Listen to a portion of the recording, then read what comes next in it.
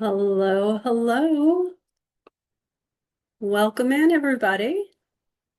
Good afternoon. We're very glad to have you here with us. We're going to give just a moment for everyone to get logged in and settled into their Zoom rooms,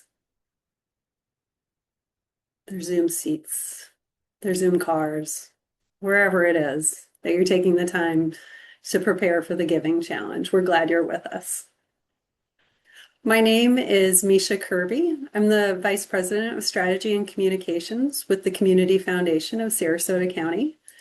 And we are very, very glad to have literally hundreds of you with us today for this third in a series of trainings by the Fueling Dynamic Fundraising team, which is an initiative with the Patterson Foundation, wonderful partners of ours in many, many things, especially the Giving Challenge, as so many of you know.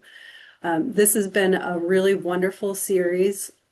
We have with us today Victoria Finley, and also Sara Leonard is returning. She's been a part of each of these different sessions that are providing really actionable steps along with key resources so that all of you who are working on your Giving Challenge campaigns and planning have the tools that you need, not just so that you can be prepared, but so you can really excel and fly and have a lot of fun with the Giving Challenge and really ultimately connect more people and supporters with your missions for the important work that you do. So we're really glad you're here with us today. We're about 70 days away from the Giving Challenge on April 15th and 16th, 2026. I know you have your calendars marked. And there's lots of work to do. So with that, I'm going to turn the program over to our wonderful facilitators, guides, and have Sara and Victoria take us through this next step. So with that, please take it away. Thank you, Misha. We are excited to be here also. Um, Getting the technology to work and sharing with you what we've done and what's coming up. I I think it's such a reality check when Misha says the number of days before the Giving Challenge. It took me many months to realize that it's tax day. You all probably picked up on that immediately, but once I realized it starts noon on April 15th, it's been very easy to remember because that's tax day, also when your returns are due. So my name is Sara Leonard. I am the initiative lead on the Fueling Dynamic Fundraising initiative of the Patterson Foundation. Victoria is also a consultant with the Fueling Dynamic Fundraising initiative. It's a big mouthful, but we exist. The initiative exists to help nonprofits develop and strengthen your fundraising muscles. And sometimes people call that capacity building, but the term is so overused. I always want to talk about your fundraising muscles and your ability to raise money to deliver more mission. That is what we are all about. Victoria and I both have been where you are. I think literally sat in this position, getting ready for a give day, getting ready for the Giving Challenge. We both have careers as frontline fundraisers, which I hope helps us empathize with what you're going through. And now we are both consultants in this area and use that consulting work to gain an understanding of the variety of nonprofits. When I look at the chat box and all the organizations who are with us today, it makes me smile. You're all doing great work. It also reminds me you're all at different organizations. I think almost every nonprofit I've ever worked with has started with, but we're different. Yes, you are. You are all different. And we want to acknowledge that and also encourage you to take what you can from what we're offering you and adapt it and use it in your organization. So the slide is up there. It shows the trainings that we've done. Number one, number two have already happened. The recordings are available. And number three is today. We designed these. October was early planning. If you haven't started your planning, I encourage you to watch that Zoom recording and use the tools and templates that we provided there. The second one was just a few weeks ago in January, and it was about communications planning. There are lots of samples on the slides of that recording. So please feel free to download those messages, adapt them for your organization, and use those. And then today it's all about execution, making a plan to get you from now until April 15th, and then the 15th and 16th, and then even beyond the 16th. So if you're wondering where those are, I took a screenshot. Go to the Giving Challenge website, and up at the top is a pull down menu, says menu, and one of the choices are training offerings, and then you can scroll down. I also want to highlight that every Friday there are office hours that the Community Foundation makes themselves available to you to answer questions. And as you're getting closer and more questions are coming up, please take advantage of those. Okay. So now I'm going to turn it over to Victoria to start talking about our countdown to impact. All right. Well, thank you very much, Sarah and Misha, and welcome everyone. We are really grateful that you have taken the time to carve out your attention to be on this webinar with us. We understand, as Sarah said, how for many of you, this could be a first time giving challenge campaign. For some of you, you've done all 10. And then for many of you, somewhere in between. And each time a giving challenge comes around the corner, we have an opportunity to be more efficient. One of the things that we hear very often in nonprofit consulting work is there's just not enough time. And so to do all the things that we want to do. So today, we're not really going to be sharing with you any new revolutionary ideas. What we want to do is provide a tool, a couple of tools actually, and ideas and techniques that you can fold in any way, shape, or form that your capacity allows you to do. And that's our goal, is to endeavor to help you count down to the impact that you want to see as you develop and put targets on your giving challenge radar. And one of the very fundamental things I'd like to share with you is, number one, get a pen or paper or somewhere where you can take some notes about your own takeaways. Start your takeaway list now. As we move through our little webinar today, there will be ideas, there will be things that gel inside of your thinking cap that you want to capture, because when we're done with our webinar, we go through the rest of our day and we get busy. So maximize your time here with us and consider notating your takeaways. The other thing I'd like to say to you is, as you get ready for the Giving Challenge campaign that you will run, and when we actually see that day approach, the 15th of April and the 16th of April, do your best to avoid comparison. Do you really well? Consider your agency, the people that are in your agency. Some of you may be a one-person development shop. Some of you may be surrounded by a multitude of volunteers and everything in between. So what's important to do is to avoid comparison and just set up your own targets that are reasonable for you to stretch towards. Then be able to compare your success against your targets, not somebody else's targets and successes. And that might help you as we go along. So, countdown to impact, an overview. What would we like to share with you today? So, one of the things we'd like to share with you are the 6 questions. And everybody's heard of these questions. We're going to go over them. But why these 6 questions and how these 6 questions can inform your planning for your campaign for the Giving Challenge. So we're going to go over the 6 questions. Then we're going to introduce something that we call a run of show. Now, maybe you have a planning outline that you use or some kind of an organizational framework that you use to plan out your events, to plan out your campaigns. Great. But maybe some of you don't. Or maybe somewhere in between, you can blend what we're going to share and what you already do to organize with efficiency to impact. And we call that a run of show. And the third thing that we're going to cover today is, will you and your agency be the one to follow up?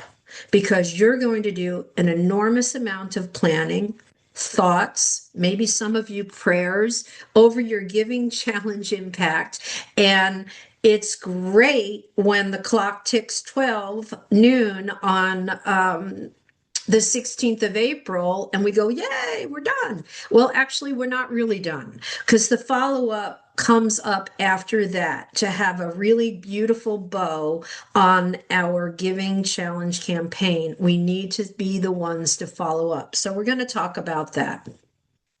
So let's start with the 6 questions. And these 6 questions, we would like to say to you, could inform your planning. So these are the 6 questions. All of us have heard about them. So let's throw them out there. Who, what, when, where, how, why? And these questions are what we're going to encourage you to consider. Actually intentionally consider in your planning stages. Put them up on a Post-it, put them on your whiteboard, tattoo them on your forearm, do whatever you like. But as you plan your giving challenge campaign, the to-dos, the tasks, the takeaways, all of these things that comprise an efficient implementation of your giving challenge campaign will in some way, shape, or form be informed by these 6 questions. Who will be on the team? What will be our targets? When will we implement some of the pieces of information that we have learned from the 2 previous Giving Challenge webinars? There was a great one in October, setting your agency up for success. I believe it was October 28th. It's recorded and found on the givingchallenge.org page, which, by the way, will become a very familiar page for you. Bookmark it in your browser, go to it, take a look. It's a dynamic page from now all the way through and past the actual Giving Challenge campaign and date of the event. It is where everything Giving Challenge 2026 will live, including the previous, today's, and the future trainings that'll be there. All kinds of great toolkits will be located on that site. So you kind of want to take a look at that. When will you implement certain tasks that were covered in those trainings, for instance? Your communications plan. What makes sense for your agency's capacity? And when will you do it? And who's going to do it? And why are we doing it? Who is our audience? How are we going to do it? Are we going to do it through constant contact? Are we going to do it through text messaging? Are we going to do it through hard copy? Things like that, that will comprise, flesh out, and begin to shape and tailor your specific giving challenge campaign details. So these 6 questions are here to remind you how and what and where and when and how, why, and who will be a piece of the overall campaign. So let's move into a run of show. When I first joined the Patterson Foundation, we do a lot of events at the Patterson Foundation. And when we do, if you've ever been a part of them, they're very well thought through, from the start of the event to the middle of the event to the conclusion of the event, and then even after the event has concluded in the in-person piece of it. There are follow-up pieces. The whole sphere of an event is well thought through, and is thought through according to the capacity of the agency, according to the capacity of the people that are involved, so that we can know what to expect and who's involved and prepare according to our ability.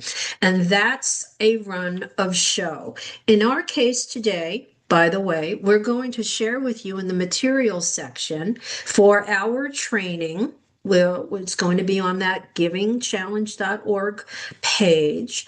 And our training for February 4th will also contain a materials list. And the materials that we will be providing to you will be this PowerPoint, as well as a template for a run of show. And it will be navigable for you.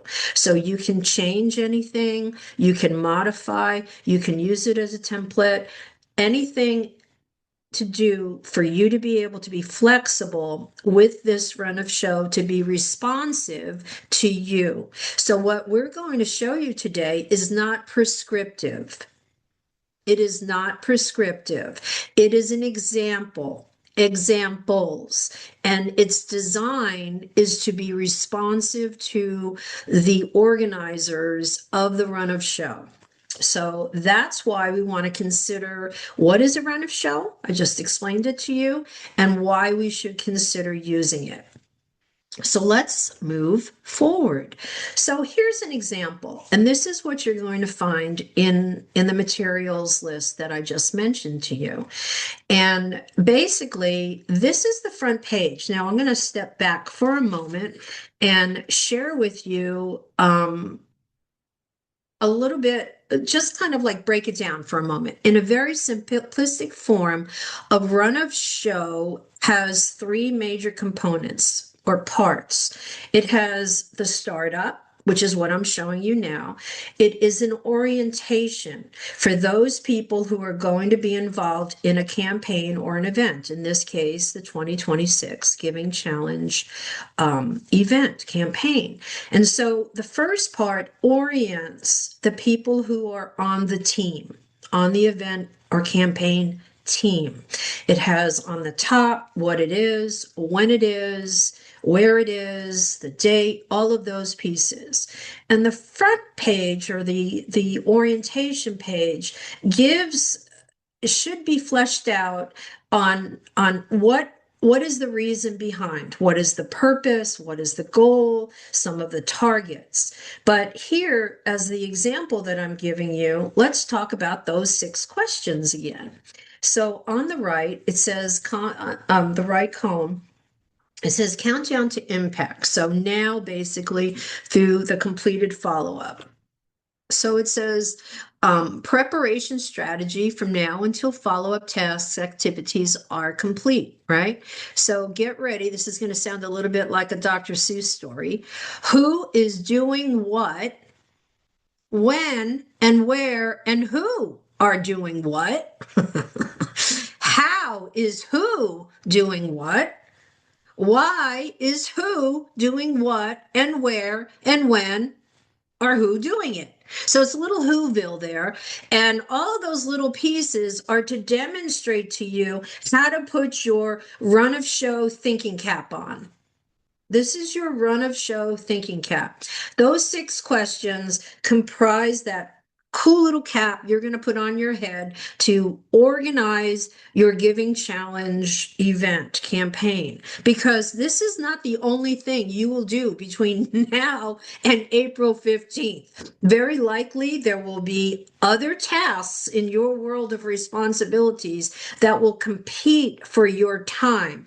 And before we know it, guess what happens? It's April. Holy smokes, we have to figure out who's doing what, when, where, how, and why.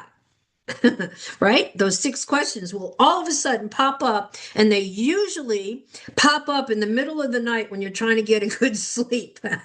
And then you have to get your little pad out on the side of your nightstand and capture that thought. Well, maybe if we have a run of show in the works, in a place that's accessible and shareable, ideally. We can put our thoughts of the who, what, why, when, and where, and how into that run of show.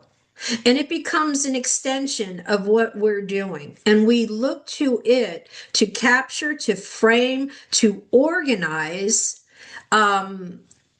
what and how we're going about our campaign.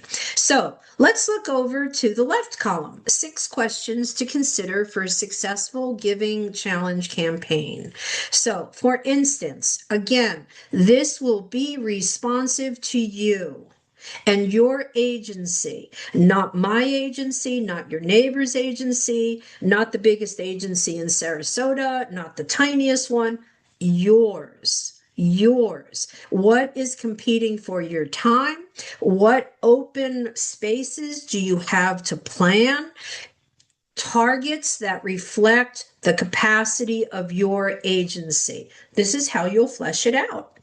So who will be the people involved? Predetermined support persons. Who is helping? Who is the lead person on the campaign?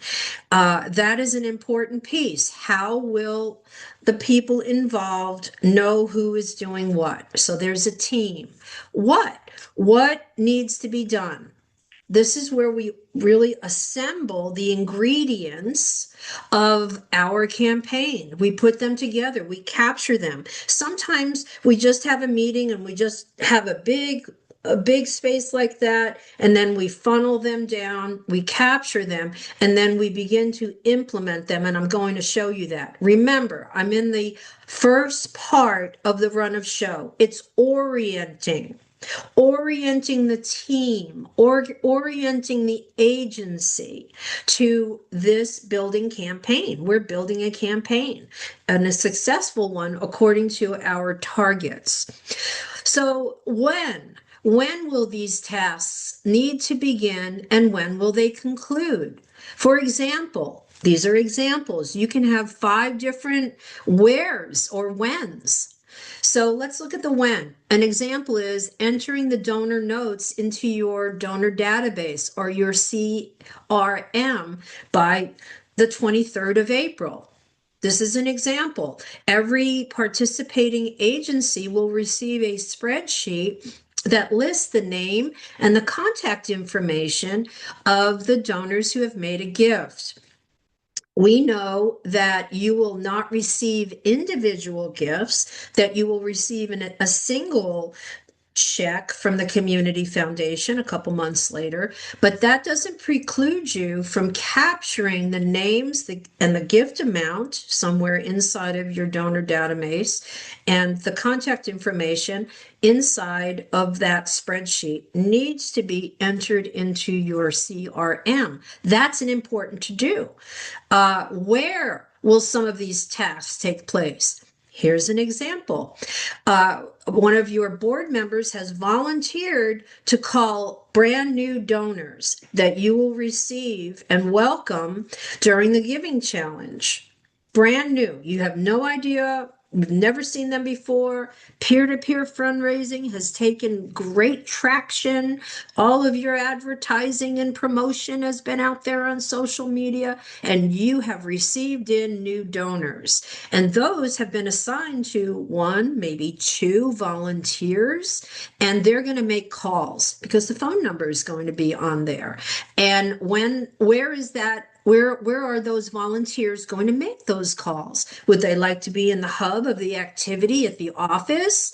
Are you having an event on site and there's fun stuff going on and phone calls are being made? Or does that board member say, I've got 2 hours, I can do it in my home office, send me the names and numbers? Great. Whatever works, whatever responsive, interactive way you can do your best to execute the task, go with it.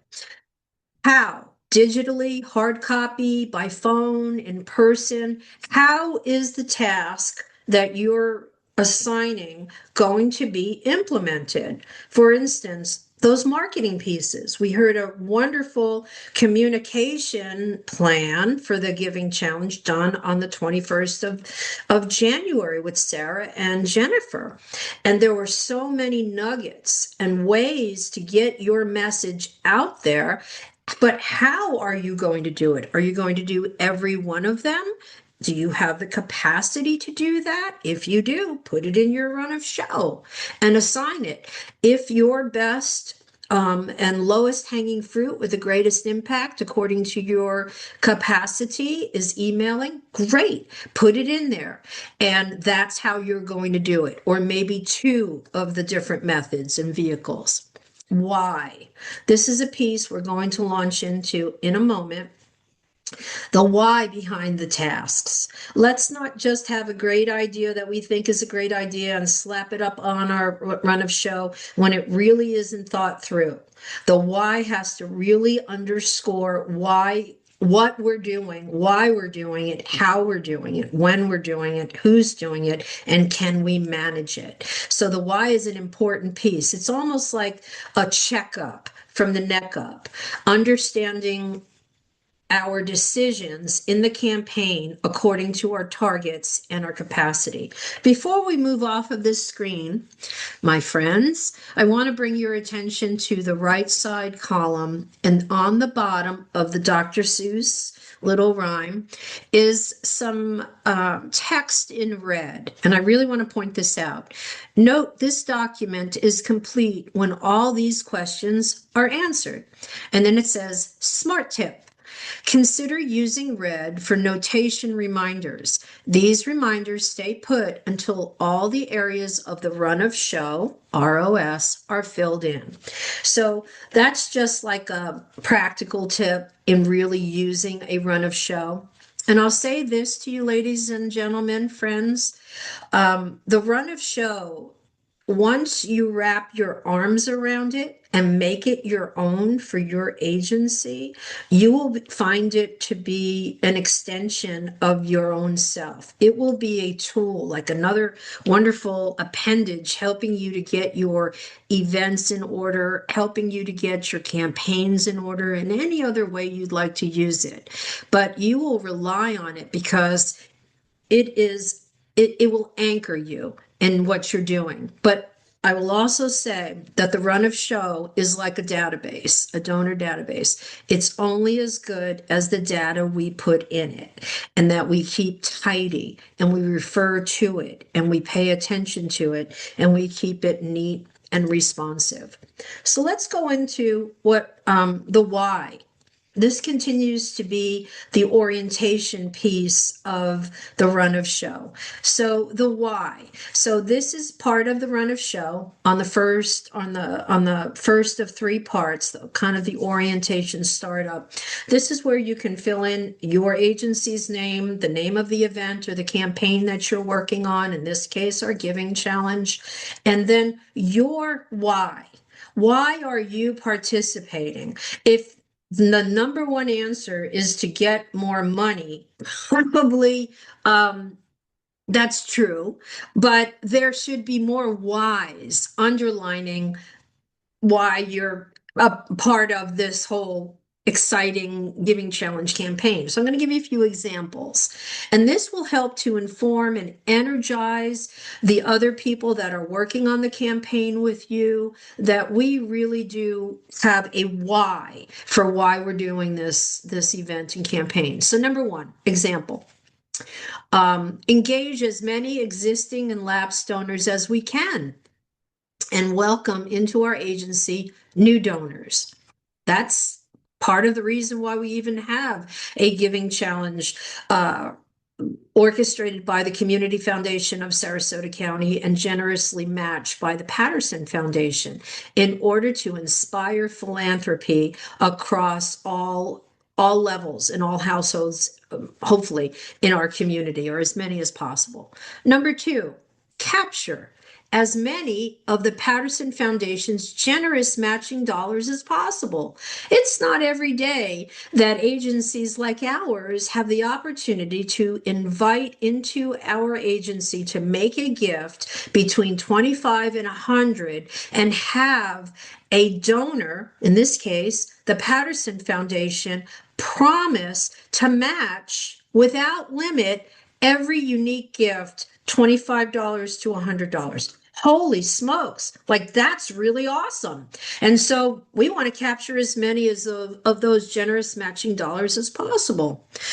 Number 3, practice donor stewardship principles to retain and upgrade our donors, existing, lapsed, and now new, for future asks. So these are examples. Make your own whys. They're really for you to do according to what your capacity is inside of your agency. So I'm going to move into what I would consider the engine of the run of show, what we would consider your to-do list. And you can organize this however it responds to you and your team. But we're going to give you an example. So we have the when on the left-hand side, we have the what, we have the who, and then we have the where and the how. Okay, so an example, April 8th, and I'm going to pause for a moment. I'm going to just say to you that our example here of this run of show really circulates tightly and orbits closely to the event itself. And I want to refer you back to the October training, setting your organization up for giving challenge success. There was a lot of excellent planning hints and examples inside that presentation by Josephine Eisenberg and Sara Leonard. You'll be able to find that on the givingchallenge.org page. It's under trainings, menu, drop down trainings, and you'll see it there. And there's some material listings there. It's fabulous. Additionally, those pieces of communication that were handled in the January 21st webinar by Sarah and Jennifer Abbott, Sara Leonard and Jennifer Abbott, and those are some component pieces that you can select, as we've mentioned, and plug into your run of show that orbits very closely to the actual day of your campaign, which is the 15th and the 16th of April. So very closely before, during, and then we'll show after. So an example would be April 8th, stewardship supply prep. You need those thank you cards ready to go. Maybe you had them done at the printer and you got to make sure that they're in. Maybe you're going to send them out first class stamp and you would really like to have a cooler first class stamps. So you've ordered some celebration stamps instead of just the American flag, which is very lovely, but they're the forever stamps. Make it special. You might think about that. Who's going to do it? Well, we've got a volunteer and we list that name there. And that way the lead person on the campaign knows who to check in with. Do you need any help, Sarah, getting those things ordered or decisions? Do you have the credit card to buy them? Do you need a check for the printer? What do you need? And then the details on where and how can be filled in there. I hope that makes sense to you all. So let's move forward.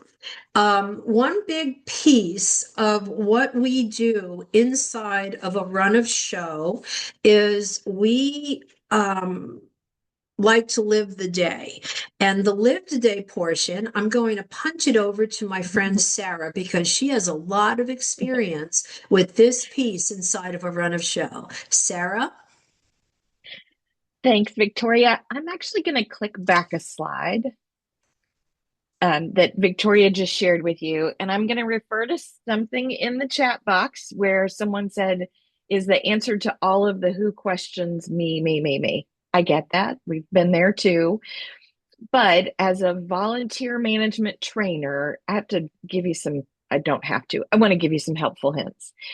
One of the things we do sometimes that intimidates volunteers is we just do a big, I need help with the giving challenge. And we don't say specifically, I need help with X. Would someone do a particular task? And so I would recommend that as you're working through this run of show, you look for specific examples like this one, pick up thank you cards from printer. You may have people in your organization's atmosphere who would be willing to do that. If the printer is near one of your volunteers, make a specific ask. Instead of, would you help us for 6 months with this big campaign? You say, hey, Victoria, could you pick up the thank you cards from the printer and drop them off where we're going to meet? And you're more likely to get people to say yes. And sometimes they'll say yes. Okay, and what's next? So let's talk about live the day. I love this quote. Anxiety is the price you pay for an unprepared mind and mouth. It can sting when I am the one who has the unprepared mind and mouth, and I have the anxiety. Victoria mentioned those nights when we can't sleep, where our eyes pop open and we think, oh my gosh, we forgot something. Our hope is that the run of show and doing a live the day will help you overcome that anxiety. So we recommend that you schedule the live the day maybe 1 or 2 weeks before the giving challenge. You don't want it too far in advance because you want your plan to be solid and you want this all to be fresh, but you don't want it to be too close because you still want time to adjust and accomplish those tasks that you identify you had forgotten. You're going to walk through every minute of the giving challenge. Ooh, it sounds like a lot. Yeah, it is, but it is so worth it because you'll be prepared and it will reduce anxiety. So this is a screenshot of the rest or more of the sample run of show. And I want to talk you through how Live the Day makes a difference. So in our example, we've scheduled Live the Day for April 9th, which is about a week ahead. And the who is the Giving Challenge team. And the example is that the team meets in person or Zoom to review each part of the run of show. So here's what we would do. We would sit down with everybody who's got a task, or as many of those as we can gather, and maybe team captains in some places. And we meet either in person or on Zoom, and we talk through every minute. And we literally say, okay, 8 o'clock, the morning of the giving challenge, who's going to open the building? If it's cold, who turns on the heat? If it's hot, who turns on the air conditioner? And some of that may be routine. Your organization always opens at 9 o'clock on the dot. That's not going to matter, but you will have thought through this because in some cases you may be gathering at someone's home or a community center or a borrowed space. And this is your chance to literally imagine, pretend that you're living that day. And what you're looking for are things we've missed. So going to the next line, the April 15th, 11:45, that's about 15 minutes before the leaderboard is turned on and this thing gets official. So what is it? It's our pre-giving challenge setup. And who? It's our development staff member. And some of you don't have development staff members. So in this case, it would be volunteers who's coming at 11:45 to help us get set up. And then you get to the what and the tasks. Where are we doing this? In the conference room. We need to get our lunch items set up. And that's where you want to talk through specific things.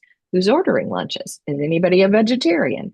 Are we not going to order and provide it? Or are we just going to say, bring your own lunch? And have we said bring your own lunch so that every volunteer and participant knows that we're bringing lunch? Do we need ice? Do we need a trash can? It's those really minute details that sometimes feel tedious to talk through, but are also the things that can make it unpleasant. So what if 9 of us show up with our brown bag lunch, but that 10th volunteer didn't know we were all bringing lunch and they're going to sit there and watch us eat? That's icky. That leaves a literal bad taste in that volunteer's mouth, and they may not volunteer for you anymore. You don't want that. You want everybody feeling great about it. Okay, so too much of lunch, maybe because I haven't eaten yet today. But next line is supplies, pens, notepads, power strips, because we want the whole team to be able to plug in their technology when the giving challenge kicks off. And sometimes it's those little things like who used the power strips last? Who is literally going to get down on the ground and plug these in? And when you take the time to live the day and talk through these specific examples, you'll find your holes. You'll be able to plug your holes, and you'll be able to say, "Hey, wait a minute. So and so said they were available that day. We hadn't thought of anything for them to do. Let's ask them to work on notepads and power strips." So then again, next 15-minute increment is 12 noon. The challenge begins. So who it's our giving challenge team, and that's where you want to list specific names. And part of the introduction pages of a run of show includes everybody's name. I would recommend you add everybody's email address so you can do an easy cut and copy or block and copy and send emails. So in our example here is a phone script provided to volunteers. This may look familiar because it's directly from our communications training. We're going to put the phone script right there in the run of show so that everybody who's doing this has it. We don't have to worry about getting it to each person. It is right there. They just pull it up. So we're kind of working our example as if you were in person. But what if you're doing this remotely? Everybody's doing this from their own home. You still want to think through, live the day. Are we all hopping onto a Zoom and encouraging each other? If we're not doing that, is somebody on the Giving Challenge team going to follow up with our volunteers with a little nudge, a text maybe, or a phone call? Hey, it's time for you to start calling our identified prospects and donors from that day. Another thing that this run of show and the live the day will help you do is to throw a cold dose of reality on everything you're planning. When I sit in my comfortable office and type on my good laptop, I can do all kinds of things. But then when it comes to recruiting the people to help me, going through TikTok each minute of the day, I have to get more realistic about it because I have to look everybody in the eye and say, okay, are you taking this part? Okay, who's taking that part? We've got this piece. We need to recruit one more person. So again, live the day, highly, highly recommended by the Fueling Dynamic Fundraising team because we've learned we're not going to do anything without going through that to make sure that every detail is covered. So now back to Victoria to talk us through the rest of the run of show. Thank you, Sarah.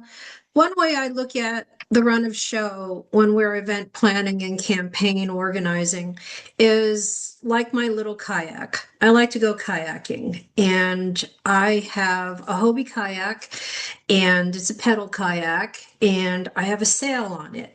So I'll go out into Sarasota Bay, and I've got the sail up, and I'm on my little kayak, and my pedals, when I sail, act as a rudder.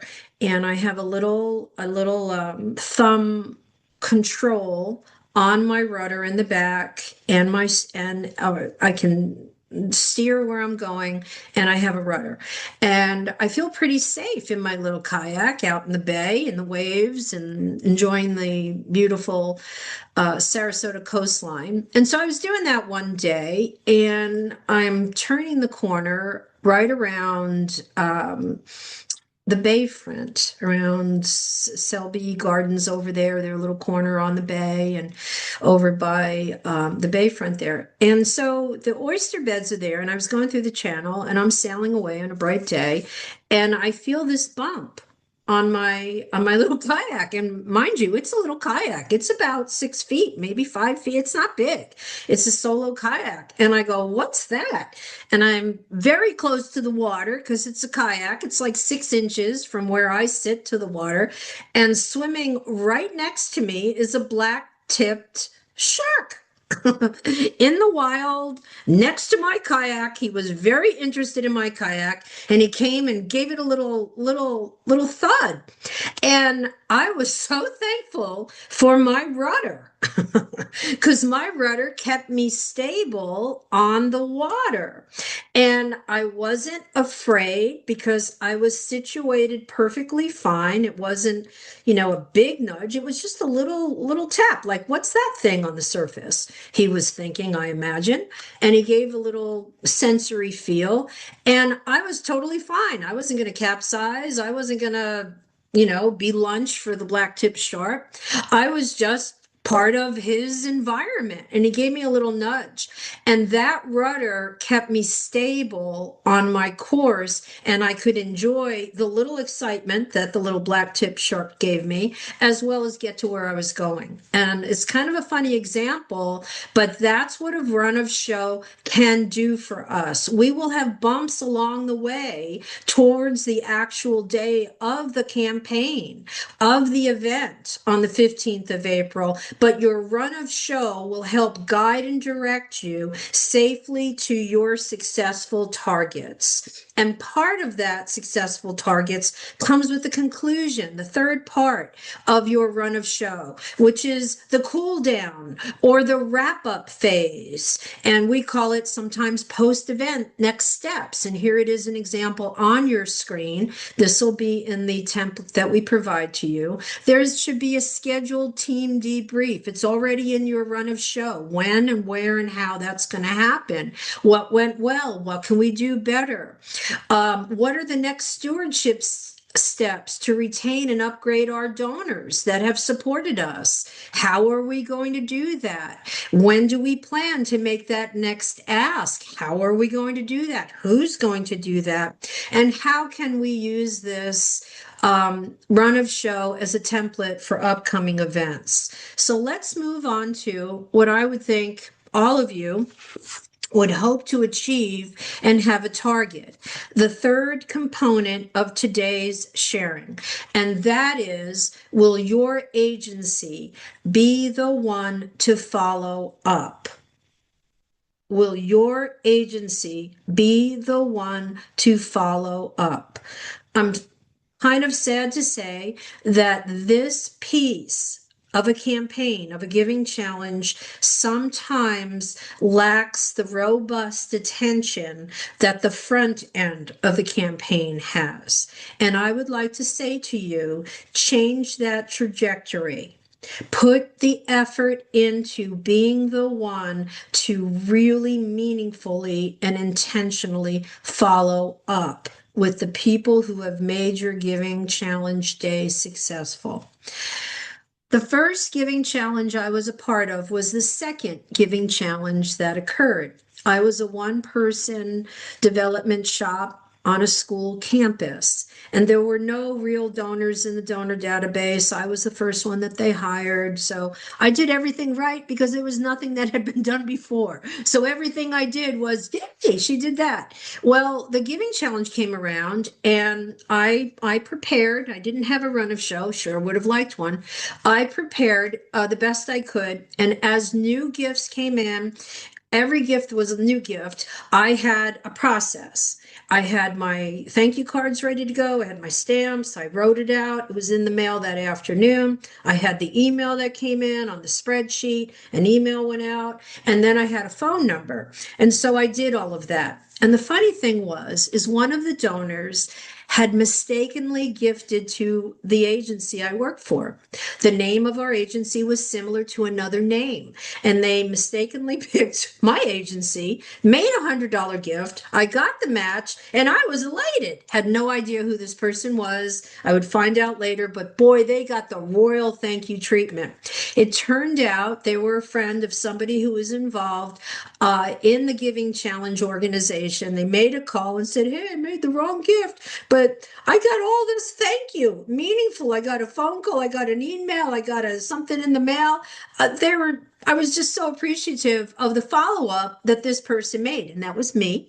And they turned out with a mistaken gift to become a years-long faithful donor to the agency that they had no intention of making a gift in the first place. But because of the follow-up that I just did because I was so excited, like you are, and was prepared to do it, they appreciated the intentionality. They appreciated getting folded in. They continued to make annual gifts. They continued to upgrade their gifts. And we lived happily ever after between agency and donor. So I share that with you because it's really important to recognize that this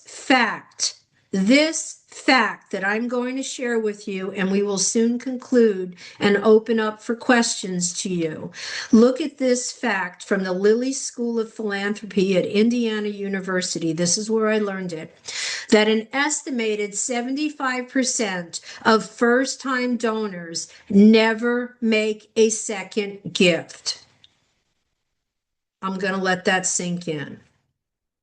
75% of the first-time donors in your Giving Challenge campaign will never make a second gift if they are not meaningfully and intentionally appreciated. Go over to the right-hand column.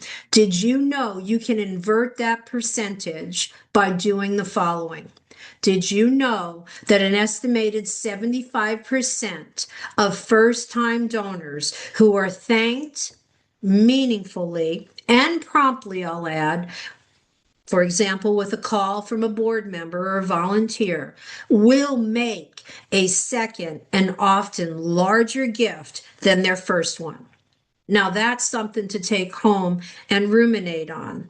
That's something to think through on your run of show. How can you intentionally be the agency in the Giving Challenge that meaningfully and intentionally gives gratitude for that gift that individual gave to make your targets a reality and your Giving Challenge 2026 a success? Sara?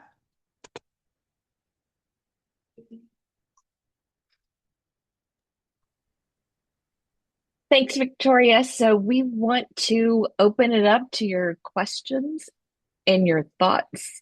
If watch the chat box a little bit. I know you are from all different size organizations, and sometimes you're part of a big team. Sometimes you're the only one. This may be your first Giving Challenge. You may be a veteran Giving Challenger, but we want to help you specifically.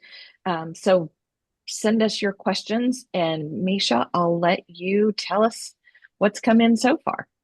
Sure. Thank you for a great session, Victoria. Thank you for all to be the one. It's on all of us to make this a great result for our organizations, and it truly is what you make of it. And it is highly individual to each organization. So thank you for addressing those points. There's some specific questions. One I'll just answer quickly. We also answered it in the Q&A on those office hours that you mentioned.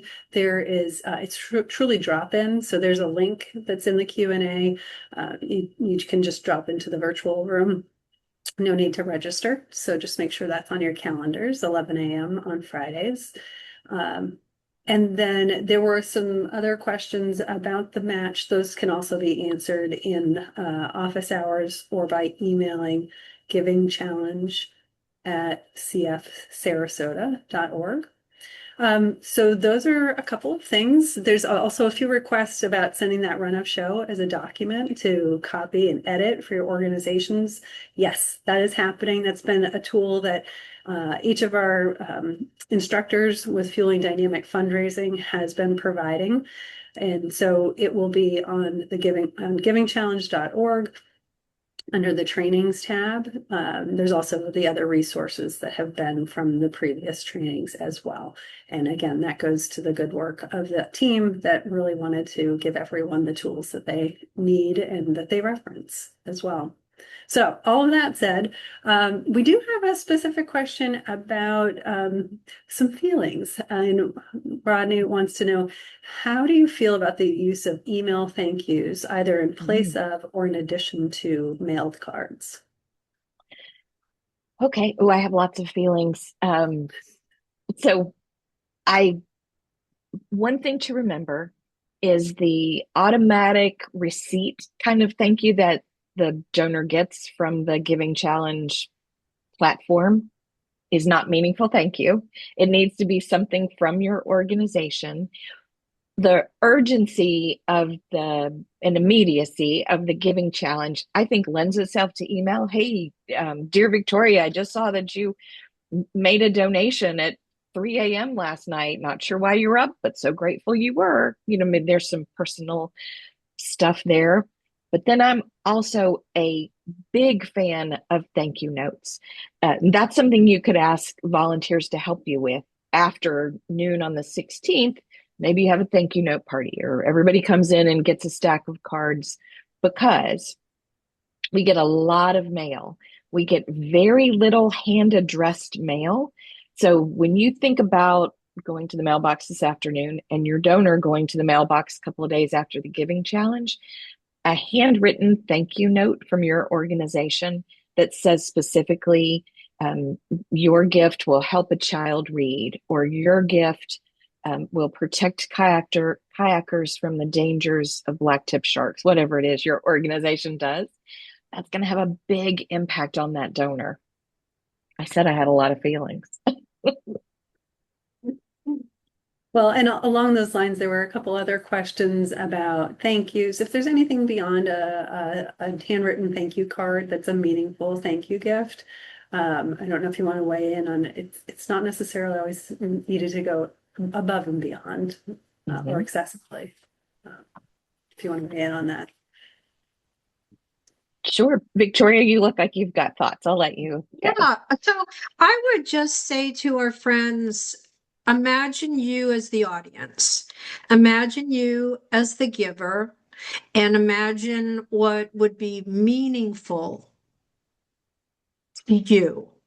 And then listen to other people who have expressed randomly at different times what was meaningful to them, because that is really what it's about. It's the relationship building. I consider the follow-up my opportunity to build a relationship. And moving from transaction, the flurry of transactions during the Giving Challenge is very exciting. We see the leaderboard, but then the real pleasure of philanthropy comes in the relationship building. And so imagine where you would like to be in that relationship, what value your agency has, what capacity, and just think through what that relationship building means to you and means to the donor. I've noticed some comments in the chat box. Sometimes we just have to go with what we have from the donor. The donor may opt in or opt out, not to give us their phone number, not to give us their mailing address. If that's the case, an email thank you if that's what we have. That's the donor telling you, this is how I want to communicate. That's great. And there's some very specific questions in the chat about how to contact donors and anonymity, which I think you just addressed. For those who choose not to, you'll have what you have. But there is also the next training, which is run by GiveGab in March. We'll get into some of the specifics about how to read your donation report and plan to access that. And then there's another one after the Giving Challenge as well, to really deal with those technical aspects of the Giving Challenge. Okay. And I see we answered quite a bit of everything else that's in there. A couple other questions are closing up. I just want to make sure I didn't miss anything as well. There's some great feedback in the chat. I see some folks like Sue Ann has offered some of their best practices. So thank you for sharing what your organization does. That might be helpful to others as well. And I think we have concluded there. I'm not seeing, oh, hold on, just a couple more questions came in. Lots of thank yous. Lots of thank yous. And so I echo all of that to you, Victoria, and with you, Sarah. You've done just a wonderful job of helping bring everyone through these trainings. And I think everyone feels prepared, and we're grateful for the resources. So thank you once again. Oh, you are welcome. To wrap up our part of this, this is a quote from the 1980s band Timbuk 3. I had to Google that, but some of you who are close to my age are now humming this song. But that's how we see the Giving Challenge. Is the future is bright for your organization. When I think about what all of you are doing, you are making this community safer, stronger, more joyful, more beautiful, more optimistic, sometimes more fun. And with the Giving Challenge, it's like all of those things squared. You have the opportunity to make it even safer and even stronger. And this is terrible grammar, but I'm not going to apologize because you all are doing great work. And the Patterson Foundation supports the Giving Challenge because we believe everybody can be a philanthropist. And then the match from the Patterson Foundation just strengthens the giving that happens. So we are delighted to have been part of this. We live and work in this community. So it's important to us that you all keep doing your good work and delivering your good mission. So thank you, Misha, for letting us be a part of this. Well, thank you. I hope everyone has a wonderful day and happy planning.